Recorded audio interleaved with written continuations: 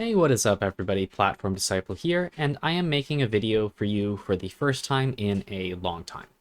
I've had a very good excuse, which is that I've been busy being a parent, which has been very taxing in every sense on the amount of time I have, the amount of energy I have. So you've maybe seen me online recently playing some games, but those haven't been accompanied by videos because the games allow me to engage in a way that is more feasible with the amount of time I have, and making videos can take a bit longer.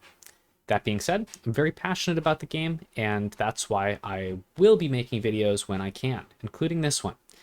And before I jump into that, I do want to preface this video by saying that the reason I am making it is because I care a lot about the game, and I want to see it be successful. And I'm going to be doing quite a bit of what will sound like complaining in this video, because I think that there are things that could be done that would make the game more likely to be successful, or things that could be done less to, I think, that are currently hampering the game. And the broad topic of discussion today is player retention with relation to rewards. And I use rewards loosely here, but I'm referring to when the game gives the player something. There's lots of different avenues for rewards. But before we jump into that, I do want to kind of clarify that if I explain things a lot, it is not because I think people don't understand. I'm not trying to patronize people. I am explaining so that all of the facts that I think are important are laid out. And there might be some people that benefit from hearing those things laid out because they might not know, even if you personally know. So let's first discuss, why do games like Infinity Wars and other card games reward players for certain behaviors? And there are two types of behaviors that the game cares about, or any game cares about. One is interaction and participation with the game, which is basically playing the game. And then the second is monetization related behaviors, getting a player to pay for things. A lot of this is going to be focused on the first half, but it is important to spell out that those are the two reasons why you reward players, because any other rewarding of players that is not for those first two reasons is extraneous.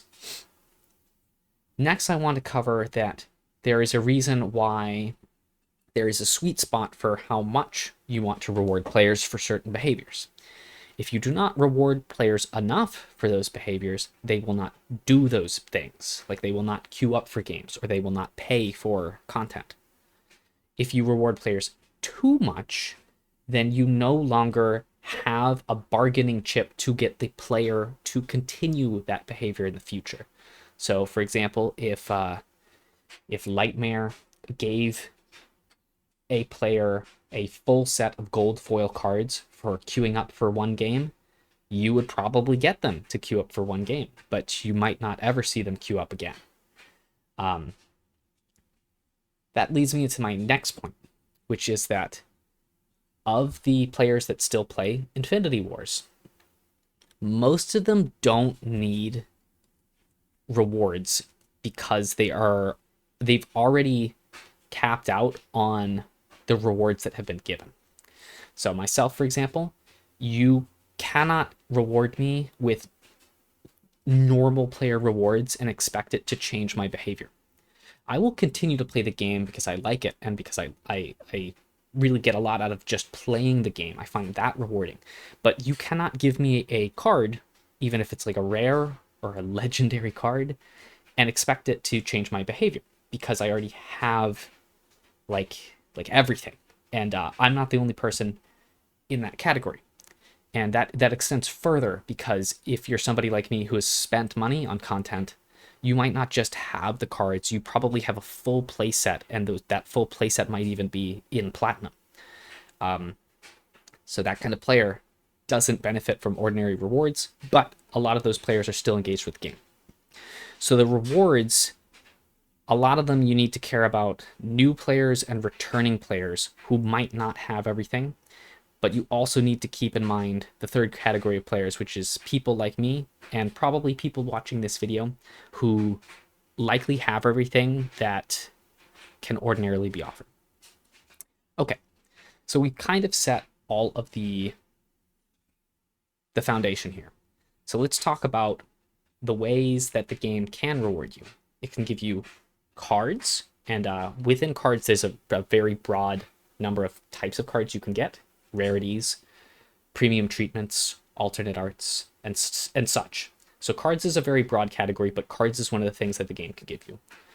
Gold, which usually can be converted to cards. Experience, which is going to be something that I talk about a lot in this video. And then miscellaneous kind of nonsense stuff like titles and profile pictures, which might excite somebody, but I think for most players, they're kind of secondary to the former rewards. Okay, so let's talk about the places that players can get rewarded. And let's begin with login rewards, which is nice and short because I think the login rewards are quite good. I think that they do what they're supposed to do. They encourage players to log in consecutively and form that habit of logging in. The behavior that you are trying to encourage is happening because of the login rewards. And I don't think that there's any reason to talk further about the login rewards because I don't think they need any changes. But let's talk about some other stuff now. So let's talk about the daily quests first. So the quests. The quests are something that get featured in a lot of the card games, a lot of games in general like this, that again are encouraging players to play games. It is supposed to get you to queue up for games. And they add a little bit of extra flavor by posing a challenge for the player that is rewarded with gold and experience. I think most players would probably agree that the daily quests are fine, but there's something different that Infinity Wars does with a lot of their quests that a lot of other card games does not do, and I think it's bad, which is that Infinity Wars asks you on a very regular basis to play with specific bizarre scenario cards that it's not an ordinary kind of game. So like Azael the Torrent and Civil Turmoil, play them in the same game. There isn't even reason to think that I want to play those cards at all, let alone in the same deck. And I don't have a single deck with either of these cards in it, and I don't want to build one. And it's not just this one specific quest, it's all of them. Like we've got another one here, Vessel of Harmony and Spiritfire Disciple. Stop asking me to play specific cards. The reason this matters is because the daily quests are supposed to be fun and encourage players to play games the way they want and frequently. So the problem is when I have quests like this, I might do one of my quests that is more achievable, and then I will stop having the incentive of the quests because the other two quests do not incentivize me to play the game. I know you can complete these quests offline, but that defeats the purpose, because the purpose of the quests is to drive you into the queue so that games fire, so that the queues fire.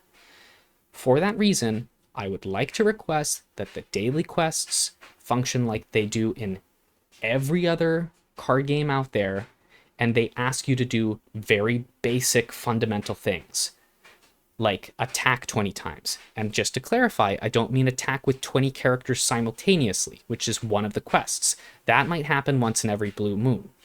The quest should be something that you can achieve reasonably within 10 games without bending over backwards. You should be able to play a reasonably normal deck with a reasonable amount of flexibility for what type of deck you play. Like maybe one of the quests kind of encourages you to play a control deck or something, but it shouldn't say like play mass death while you balance a glass of water on your head and do the hokey pokey. Like it doesn't need to be all this nonsense. So just to kind of tie a bow on this. Conflagration engine. Like, how is there seriously a quest that asks me to play this card at all, let alone have it attack with like 50 plus attack? If you want to make it an achievement for a player to do that once in their lifetime, that's fine, but I don't ever want to see that quest ever again. I've never done it, and I am one of the most entrenched players out there. And I'm not saying I've never done it because I have failed and I've tried. I mean, it's so fundamentally unfun to ask me to do something this specific that I haven't tried. Now, admittedly, that's a personal preference of mine. I think there might be an argument that having quests like that is valuable, but I do think that the fact that behemoth-size online card games like Magic and Hearthstone and Pokemon don't do this is an indicator that neither should Infinity Wars. It's not an area that you need to reinvent the wheel on. Make all the quests very basic. Okay, so that's enough of that. Let's move on. So let's talk about something positive, which is the social sanctuaries. I really like that because it encourages a lot of players to be online simultaneously. It doesn't really solve a lot of the fundamental problems that Infinity Wars has with firing off queues. Like right now, if I were to try to queue up, I wouldn't get a game for potentially half an hour, but at least there's like one time that I know that I can get a lot of games at once, which is fun. So I would like the social sanctuaries to continue. I think they're great, but I do want to bring up these stamped cards. So first I do want to just mention here that there isn't a option to show the social sanctuary stamp, so that could be added. That's a minor thing, but let's talk about the stamp cards. So here's the stamp card that I earned, and I have one copy. But the problem is that in card games, you do not frequently want to run one copy of a card like Bombard. Even though Bombard's a really great card, I think most players would agree that it's more enjoyable to play a playset. And if you are going to run a playset, it's more enjoyable to have a matching playset. So I can play 3 Platinum Bombards, or I could play 2 Platinum Bombards and 1 Social Sanctuary stamped card. I appreciate that there is the idea that these might be tradable or marketable at some point, but that isn't the game right now. There is way too much decision-making hinging on the game having tradable and marketable cards when it just doesn't. Give players a playset. The reason you want to give players a playset is that these cards, the stamp serves as an advertisement that the social sanctuary events exist. Somebody will say, what is this cool stamp and how do I get it? But the only reason they say that is if they see it in game. I have never seen one of these stamped cards played in a game yet, other than the one time I played Bombard in my Enya list, which has it as a singleton. It's a one-of copy. You want players to see these. You're more likely to have players see them if you just give them a playset. It's a common. It doesn't matter. Maybe it's a tradable, marketable card one day, but the number of players is so small that even if you make cards tradable and marketable, I don't think a card like a Stamp Bombard is worth much money, and I don't think it makes sense to be clutching your pearls and not giving out this stamped card that costs nothing when you can just give people a playset and call it done. So that's a minor gripe there. I think that giving playsets just makes more sense. We want those cards to be seen. Okay. So next we are going to talk briefly about the leaderboard, because this is a subject that I've covered many times on this channel, and I don't want it to take too much of our time here on things that I've already said. So I'm going to focus mostly on things that I haven't said, or I'm going to word in a way that's a little different.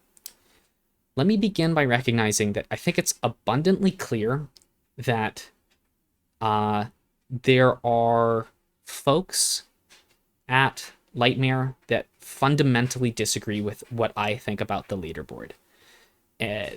I don't know why else it would be in place the way it is today, unless somebody fundamentally disagrees with what I've said before. But let's try to break it down as logically as possible. I'm going to remind you, rewards exist to drive engagement or monetization. The leaderboard rewards the top 3 players with exclusive cards. That does not drive meaningful engagement because it only encourages 3 players to interact with the game. Maybe 4 or 5 if you're generous. Does it drive monetization? No, because you cannot get these gold stamp cards any other way. It doesn't drive these players to spend more money. It doesn't drive anything other than 3 to 5 players to spend more time. What about the rest of the leaderboard? Really appreciate the add of the gold card back. That's a recurring reward. Great, like that. What about the rest? Profile picture and titles. I don't think it's crazy for me to say that those are not a real reward for most people. You can only have one profile picture equipped at once. You can only have one title equipped at once. And once you find some that you like, getting more of them doesn't really do anything for you. So that leaves gold. And what's the problem with gold? Gold is great. Gold is fun. You could spend gold to get cool things that you like. But the problem is that gold doesn't tap into FOMO. FOMO, if you were unfamiliar with that acronym, is fear of missing out. Fear of missing out means that you offer a reward that can only be obtained in a specific window of time. And if you miss that window of time, you can no longer get that reward. That causes people to feel the fear of missing out, that if they do not engage with the game now, they will miss out on that reward that was only available now or within that limited window of time. Gold is always available. You can always earn gold by playing the game and doing those daily quests. The leaderboard reward gold is nice, but I can tell myself that I can just do it next month, which means that I might not play this month, or I might not play very much. And what happens when next month rolls around? I can tell myself that again and again. There's nothing in this leaderboard reward setup that encourages players to engage with the game other than a very small number of players. Gold is not a reward that taps into FOMO. You need to have FOMO rewards if you're going to have something be monthly. So that, I'm not going to dive into the leaderboard more. I would encourage you to watch my other videos about the leaderboard. I have very strong feelings about it, but we're just going to settle it as there needs to be a non-combative, as in you don't compete with other players over an exclusive reward that does leverage FOMO. So you need to offer something exclusive to players that goes away if they don't participate temporarily. The reason it needs to be exclusive is because most players who are veterans like myself have a full play set of almost every card, and likely have premium play sets of a lot of the cards if they spent money, like I have done. So you need to offer something better than that, or more exclusive than that. The gold stamp cards would be a great kind of reward for this. I don't know why there's such a strong insistence on the gold stamp cards being related to the leaderboard. But let's jump into a completely different view. I have a little bit of a spreadsheet set up here. One sec. Okay. So we have this spreadsheet, right?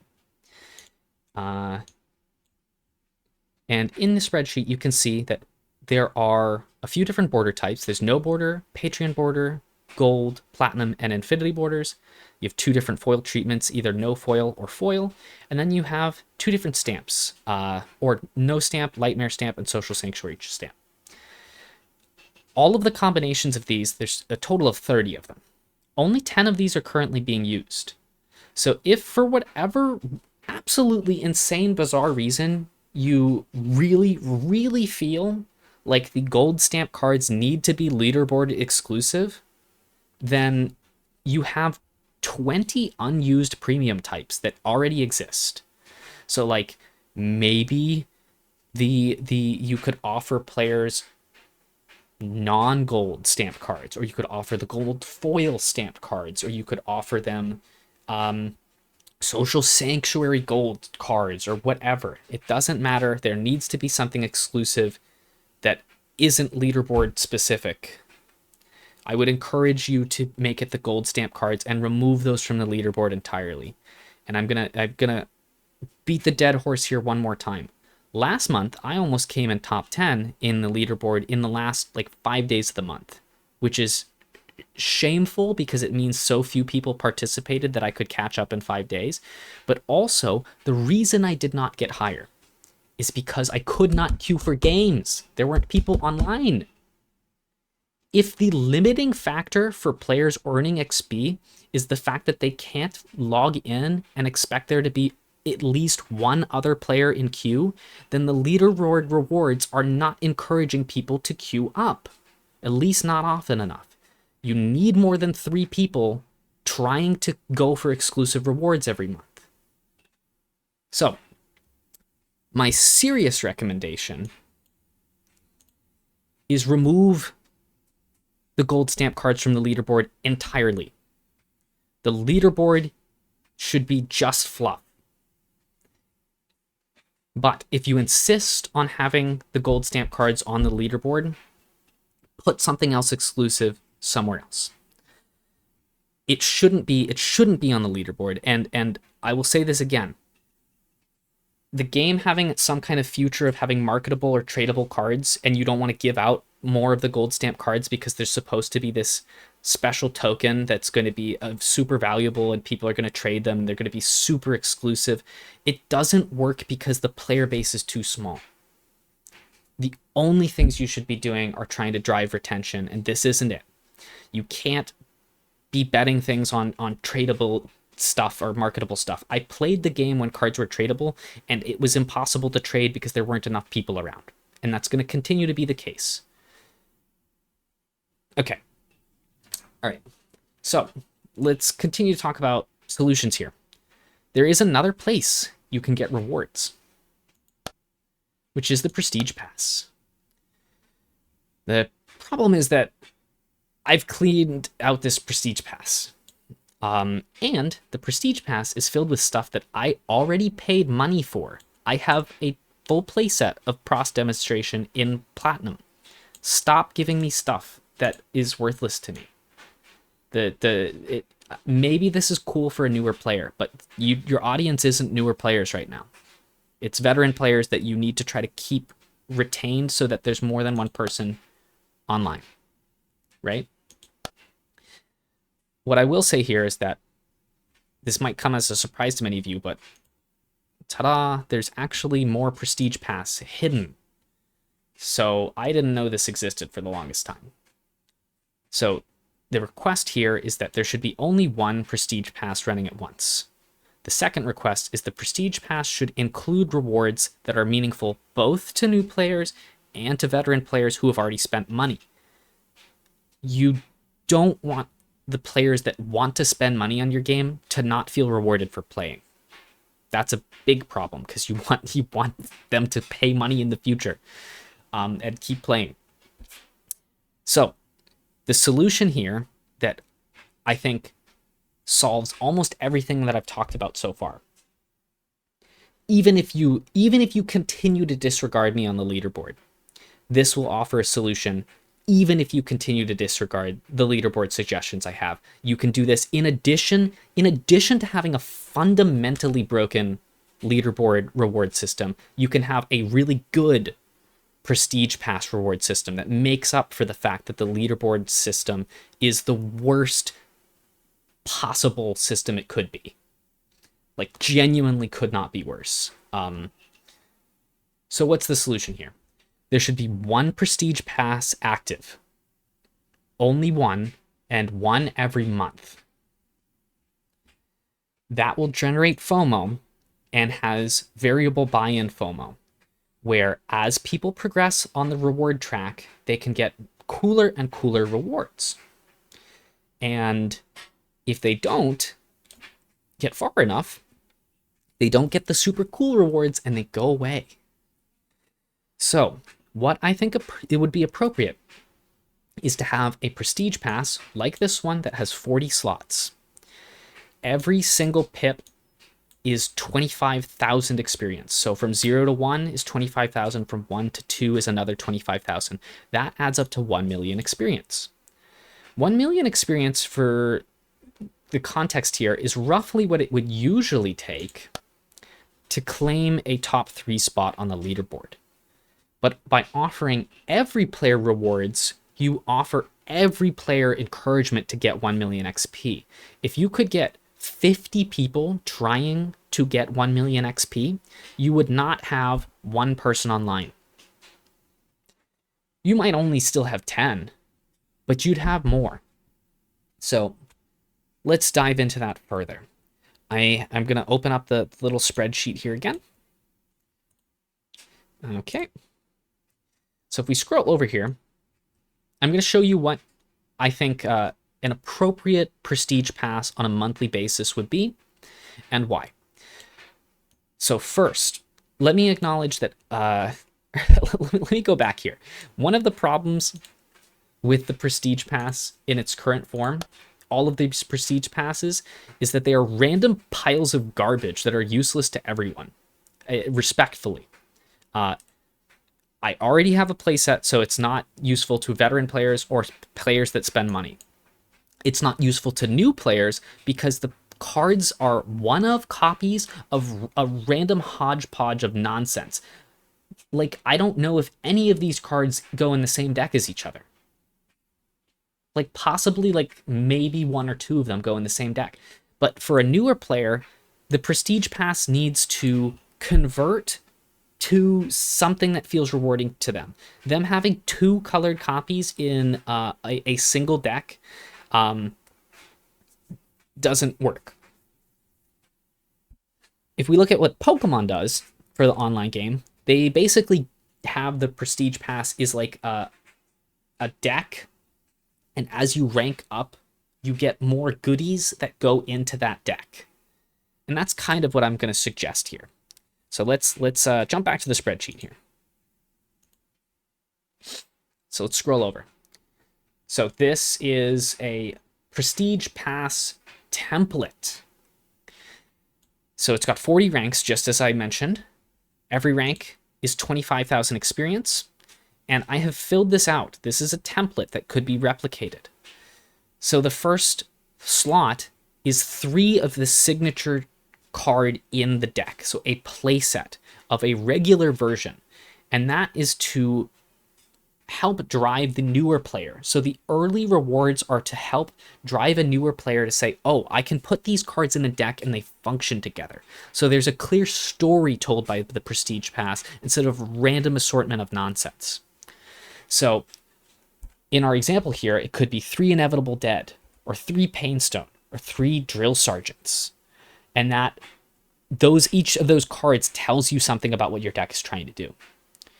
Then you move on and you get a single copy of a staple, common or uncommon, that belongs in that deck. And that single copy eventually will turn into 3 copies, as you'll see as we go down this list. So you do end up with the full playset as long as you continue to invest your time. So it could be Endless Horde, Yuanchi's Wrath, Flame Dawn Aspirin. Each of these clearly connects to the strategy's core plan. We have some gold sprinkled throughout the Prestige Pass, and the gold amount increments up as you put more time in. So there's small amounts of gold early and larger amount of gold if you get further on. We also have some collector's packs. the standard ones that are not tradable, that are purchasable for gold, scattered throughout. And again, those are smaller early on and get bigger as you go on further. Here we have a bigger common slash uncommon reward. It's 3 of a full copy, a full playset of a staple card. And I want to say that again. Staple. You're going to see staple is written throughout here. A staple is a card that you will play in your deck, likely a 3 of, and might even be usable in multiple decks. The reason I am saying that is because a lot of the cards in the Prestige passes right now are not staples. Like Pristine World. This is an epic. Ooh, but it is an epic that you might play as a 1 of in one deck, ever. And you're probably going to remove it because it's bad. So put good cards in the Prestige pass. Like, I hate to be that guy, but like, if the Prestige pass is filled with just random junk, like, it doesn't work. I will confess that this Prestige pass, I think, has some good cards, but getting one copy of it is not telling a story to a newer player, and it doesn't encourage a veteran player either. So that's no good. So let's go back. Let's go back here. Okay.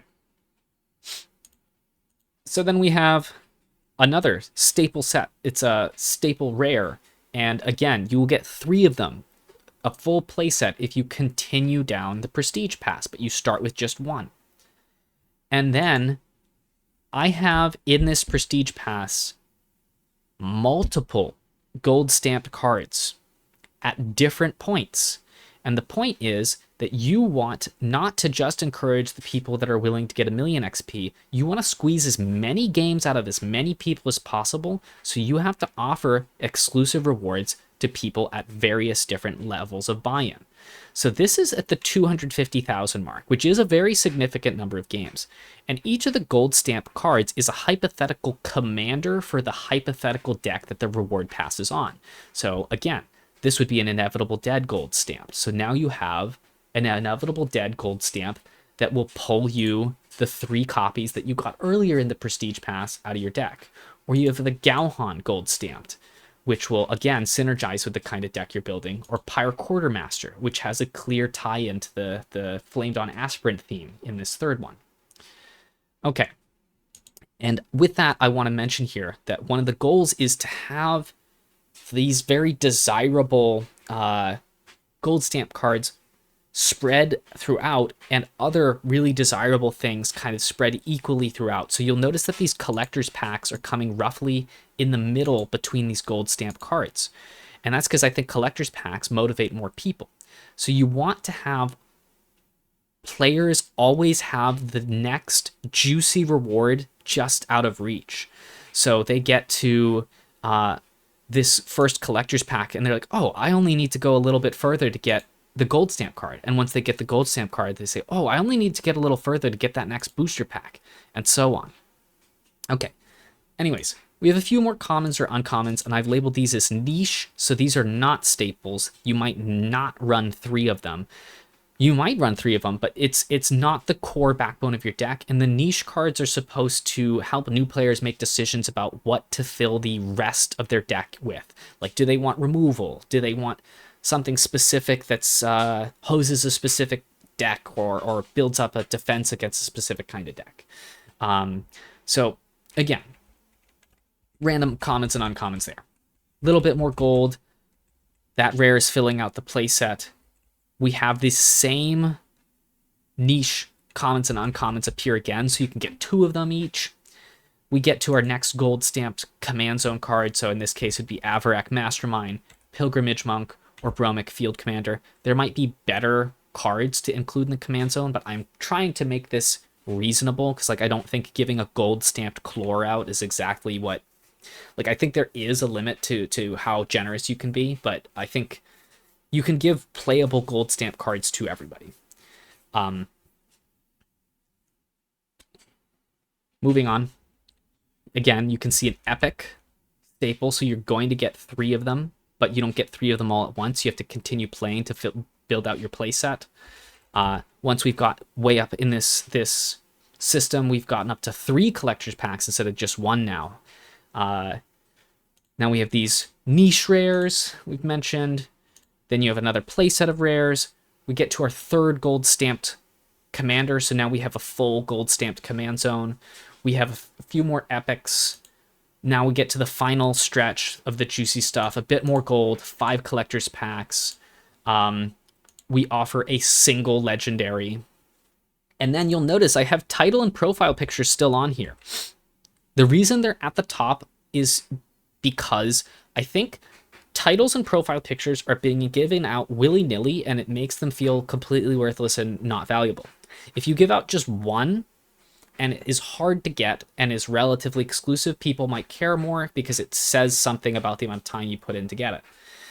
And by giving out just one, instead of like the prestige passes, a lot of them give out like a ton of them. So we've got one title, 2 titles, 3 titles, 4 titles, 5 titles, 6 titles. 6 titles! You don't need 6 titles because you can only equip one. It's just silly. So only have one in the Prestige Pass. You only need one because you can only equip one. And it makes it more special. And the reason you put it at the end is not just because it makes it feel more special, but it's also because the final reward is so big that you expect players to blow through these last milestones no matter what. That once somebody's on this last little stretch, you could give them peanuts and it doesn't matter. And I consider the title and the profile picture peanuts. The final reward is a full playset of a gold stamp card that is the signature card of your deck. So that's right, it's actually the same card you started out with. So you give the player a full playset of a normal version of the card so that they can build the deck and try the deck as they move through the Battle Pass or the Prestige Pass. And then when they complete the Prestige Pass, they get to upgrade and say, now my deck, instead of having 3 inevitable deads, it's now got the 3 gold stamped inevitable deads, or 3 gold stamped painstones, or 3 gold stamped drill sergeants. So I think that's very important. Now, I will say it again. If you really, really hate giving out the gold stamp cards, please bear in mind, they still have to be exclusive. It can't just be gold versions of the cards, because then players can tell themselves that they could just open it in a pack. If you make it gold stamped, then you can tap into FOMO in a more dramatic way than if you just offered a regular gold version of the cards. So I do think gold stamped is what should be there. I do think the leaderboard shouldn't have gold stamped at all. If you feel like the leaderboard must have gold stamped, do gold foil stamped cards. I don't care, but there needs to be something exclusive. And like I mentioned before, you have so many different types of premium cards. Like, at least one of them could be in the Prestige Pass. And you do need to give out play sets of things, or have them be command zone playable for it to be meaningful. You can't give me a single stamped copy of Bombard and expect me to be grateful, because it does nothing for me. And it does nothing for a new player either. So play sets matter. It's a card game. Play sets matter. Okay, so the question is, you see all this and you're thinking, isn't this like super generous? It might be, but I'm going to show you how generous it really is. We actually haven't filled this out, but we'll fill it out together. If you complete the whole Battle Pass, like the whole thing, 1 million XP, which would put you, again, for context here, you would be on the top 3 on the leaderboard if you had 1 million XP, or close to the top 3. So 1 million XP is no freaking joke. That person had to work for those rewards. So, question is, how much does that 1 million XP get you? It gets you 5,000 gold, 10 packs, 10 regular commons or uncommons, 10 regular rares, 10 regular epics, 1 legendary, and then 6 exclusives, which I think should be the gold stamp cards. And they're not random, they're predetermined, and all of these are themed. Right? And I've also left out of this the 3 intros, but you could chalk that up to being like 16 commons or uncommons, or maybe 13 rares. These 3 extra cards don't matter. What if you make it to 500,000 XP? You get 2 exclusives, so you get this gold stamped and you get this gold stamped. You get 0 legendaries, 0 epics. You get 3 rares. Commons and uncommons, you get 1, 2, 3, 4, 5, 8, 9, 10. And you get 2 packs, and you get a little bit of gold.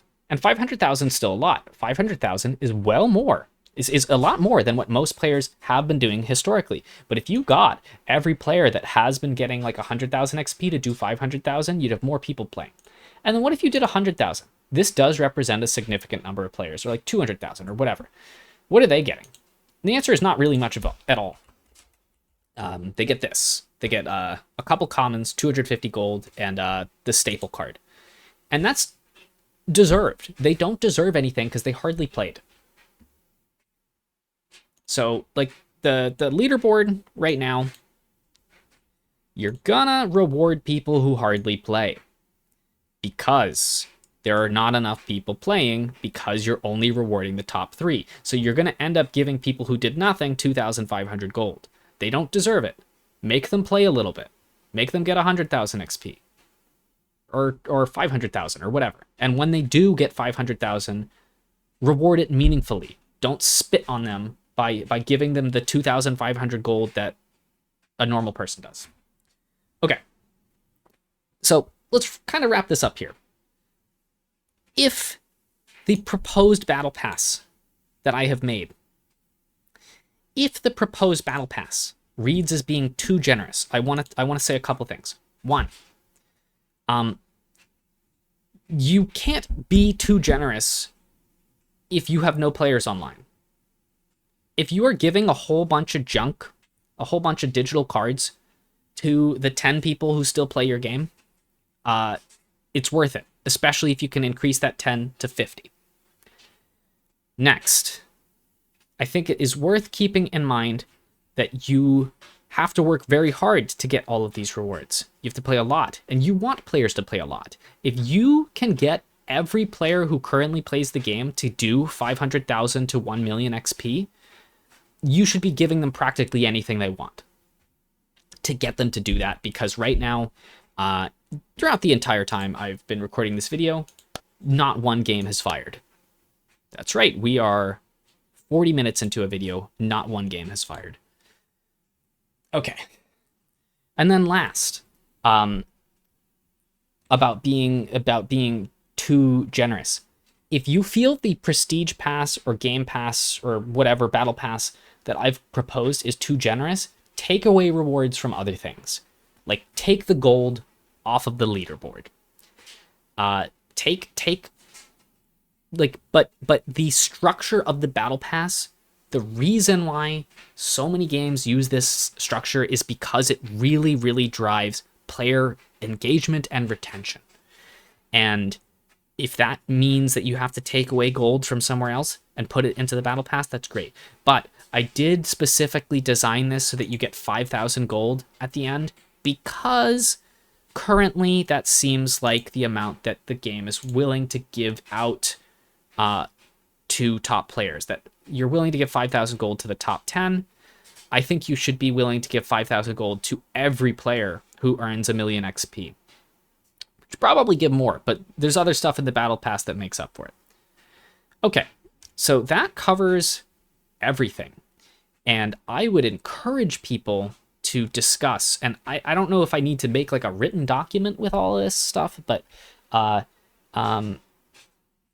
this rant needed to happen, and I will continue to tell you about how silly the leaderboard is and how it doesn't encourage player retention, and how the cards being tradable or marketable doesn't make up for the egregious misuse of rewards. All rewards should be to drive player engagement or monetization.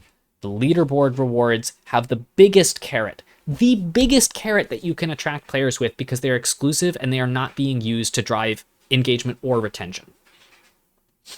Okay. Last thing I will say, again, is their very final thing is, we have all these different premium types. You could do different combinations. If you feel like there needs to be something leaderboard exclusive, first of all, there shouldn't be until the leaderboard turns into like a proper ranked system, like with Elo or some other rating system. You could have like Infinity Border cards again. Those were fantastic, but you shouldn't be rewarding the player who manages to queue up for the most games in a month, because that player is not doing something that should be rewarded in that particular way. You can reward players for queuing up for games, but you shouldn't reward the player who queues up when the other player who wanted to queue up didn't get a chance to because they were stuck waiting in queue or whatever. Okay. That's the rant over. It's very long, but I do feel like everything that I've said needed to be said. I didn't feel like there was a shorter way that we could discuss this. I, again, would be happy to talk with anybody offline or in the comments, on Discord, whatever, to hear your opinions. But I feel very passionately about this. And I think that the Prestige Pass is something that you've already got programmed in the game, right? So it shouldn't take real labor to update the Prestige Pass. Again, only one Prestige Pass, should be just one per month. Capitalize on FOMO. Have exclusive rewards that matter to veteran players who already have everything and have paid money for everything. And include playsets of staple cards that belong in the same deck so that a new player who completes a month at the end of the month has a cohesive plan for how they want to play the game, and they can continue to upgrade that deck, or they might be super excited to play next month to get their hands on the next kind of deck that's available to them. Prestige Pass won't give them everything, and it doesn't need to. It doesn't need to give them everything, but it does need to give them a sense that their time was worth it. They put in a bunch of time and don't get something that begins to look like a deck, they're not going to continue playing. And veteran players like myself will continue playing no matter what you do because they love the game, but you should encourage them to play the game more than they do already by offering them rewards that are meaningful to them. All right. That's it. Thanks for watching, everybody. See you around.